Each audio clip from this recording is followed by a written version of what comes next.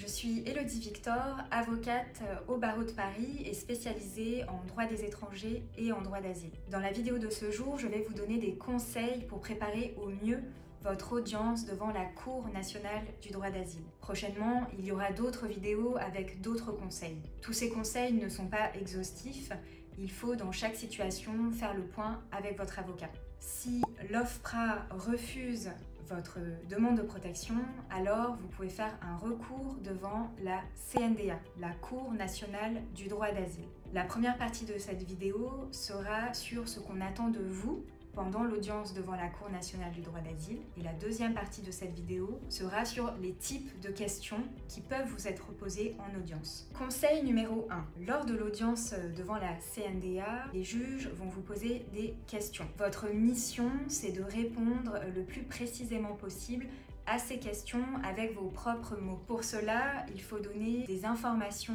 le plus précisément possible sur vos craintes de persécution et d'atteinte grave. Personne ne peut parler à votre place. Il n'y a que vous qui avez vécu votre histoire et qui pouvez la raconter. Conseil numéro 2. Les juges vont vous poser des questions sur des éléments, des faits qui sont peut-être déjà écrits dans votre dossier. Mais vous ne pouvez pas vous limiter à vous référer à ces éléments écrits. Vous devez répondre aux questions avec vos propres mots. C'est vraiment important de répondre avec vos propres mots car c'est une discussion avec les juges. Conseil numéro 3, prenez avec vous les originaux des documents que vous avez déjà envoyés en photocopie à la Cour nationale du droit d'asile. Conseil numéro 4, les juges ont déjà lu votre dossier, le récit initial, le compte-rendu d'entretien avec l'officier de protection.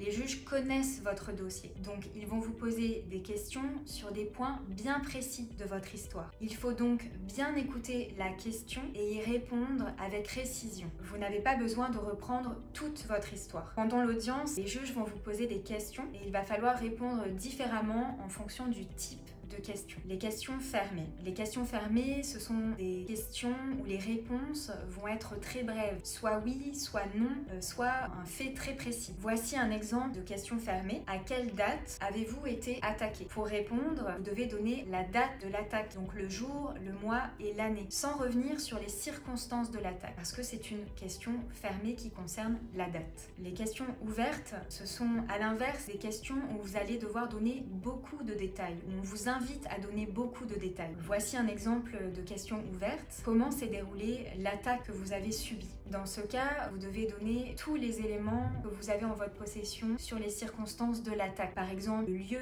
le nombre d'assaillants, les armes utilisées, les mauvais traitements que vous avez subis ou encore la manière dont vous avez pu vous échapper de cette attaque. C'est vraiment important quand on vous pose une question ouverte de donner spontanément tous les détails, car si vous ne le faites pas, ça va donner l'impression au juge que vous ne maîtrisez pas bien votre récit, qu'en fait vous ne dites pas la vérité. Il y a ensuite des questions qui vont porter sur vous ou des questions qui vont porter sur un groupe qui a vécu une situation similaire. Au cours de l'audience, les juges systématiquement vont vous poser des questions sur vous et pas seulement sur d'autres personnes qui ont vécu des situations similaires.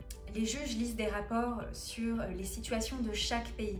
Ils connaissent donc déjà la problématique qui vous a concerné. Si votre situation à vous est différente des autres personnes, il va falloir expliquer pourquoi votre histoire a été différente, pourquoi les lois et les traditions ne se sont pas appliquées à vous de la même manière. À l'inverse, les juges peuvent choisir de vous demander des exemples de personnes qui ont vécu la même chose que vous, dans votre village, dans votre région.